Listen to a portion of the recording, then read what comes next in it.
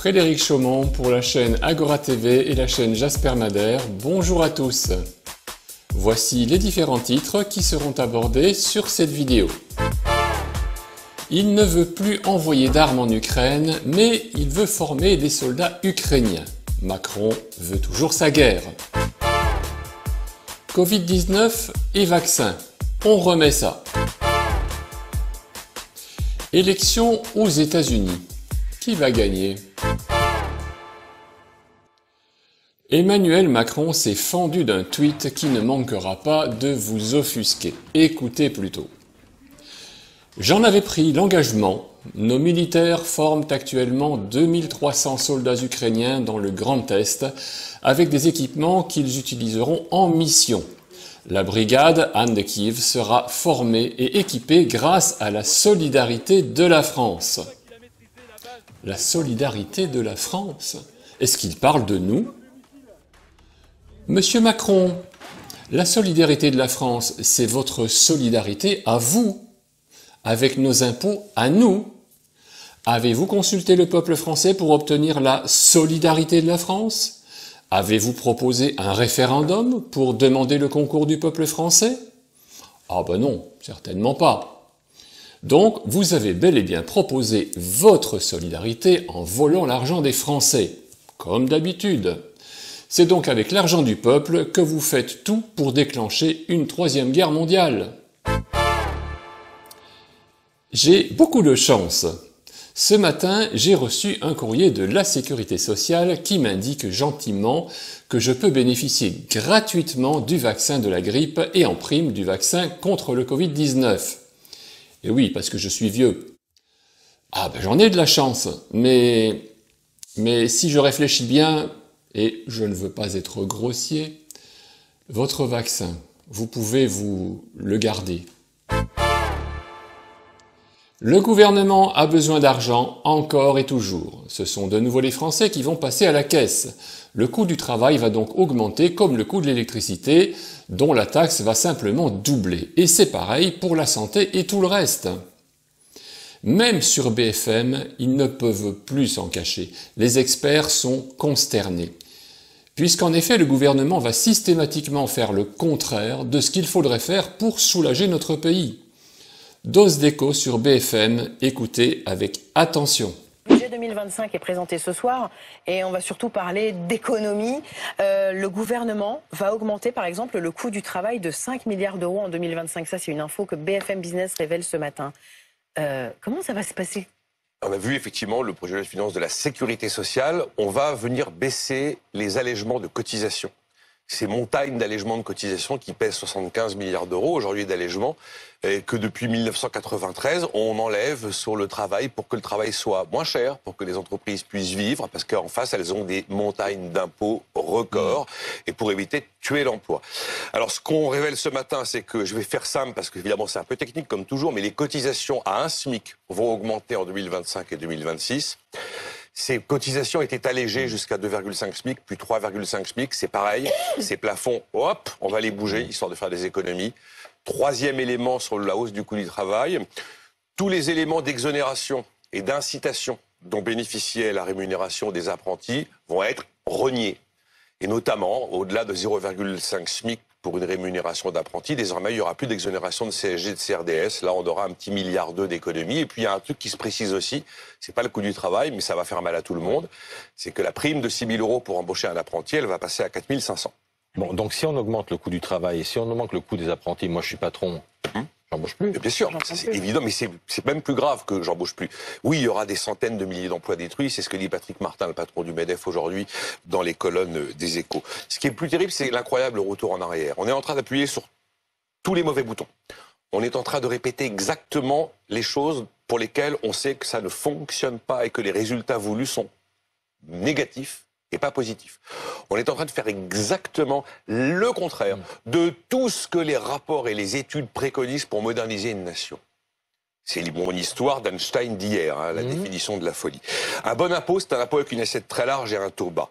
Là, on va aller taper des assiettes super étroites avec des taux très élevés. Premier. Le coût du travail, il est trop élevé. La facture payée par les actifs est trop importante. C'est délirant. Alors, qu'est-ce qu'on fait? eh bien on va augmenter cette facture, puisqu'elle est délirante. Plus on taxe le travail, plus il y a de chômage et moins il y a de hausse de salaire. Alors qu'est-ce qu'on va faire? Eh ben, on va baisser les allègements de cotisation. On va faire exactement l'inverse de ce qu'il faut faire. On sait que la stabilité fiscale, c'est ce qui crée la confiance. La stabilité fiscale, c'est ce qui va créer l'attractivité. Qu'est-ce qu'on fait depuis plusieurs jours? On annonce de l'instabilité fiscale. On sait qu'on est en concurrence avec tous les autres pays qui sont autour de nous. Qu'est-ce qu'on fait? On se met des bons boulets aux pieds pour les laisser prendre de l'avance. Et la liste. Nous allions droit dans le mur, mais là, on va y aller beaucoup plus vite. Et naturellement, la collision n'en sera que plus dure. Évidemment, dans cette façon de faire des économies, les gouvernements et les députés, eux, ne feront aucune économie à leur niveau. Eux, ils vont continuer naturellement à se gaver.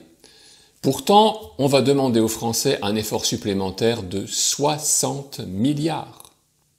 Peut-on s'en étonner? Même Michel Barnier, sur BFM TV encore, va reconnaître publiquement que la situation est grave.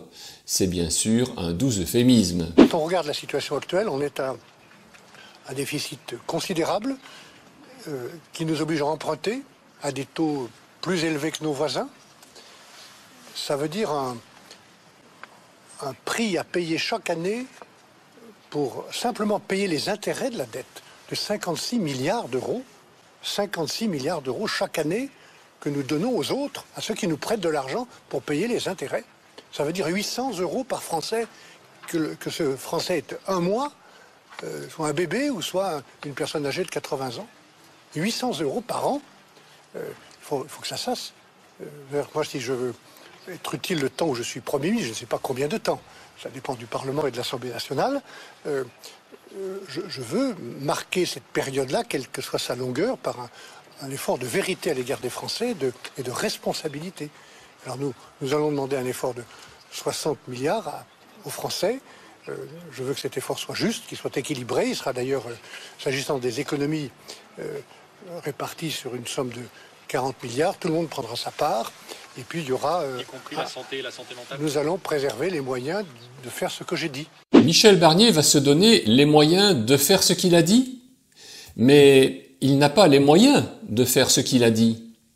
Comme nous le disions sur notre vidéo de la semaine dernière, et comme le Premier ministre vient très justement de le reconnaître, nous ne payons qu'une partie des intérêts de la dette. Donc nous ne remboursons pas du tout le capital.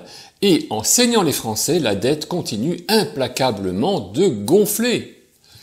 Pour s'en sortir, la seule issue est de reconnaître enfin que la dette publique n'est pas la dette des Français, et tôt ou tard, il faudra déclarer que cette dette n'existe pas. D'ailleurs, par la magie des chiffres, l'argent prêté par les banques n'existe pas. Mais en revanche, l'argent des intérêts que nous sommes astreints à payer, eux, sont bien réels. Et c'est donc bien ça, l'esclavage moderne qui ne dit pas son nom. Sur BFM TV, encore, le porte-parole de l'armée israélienne félicite les journalistes pour leur excellent travail.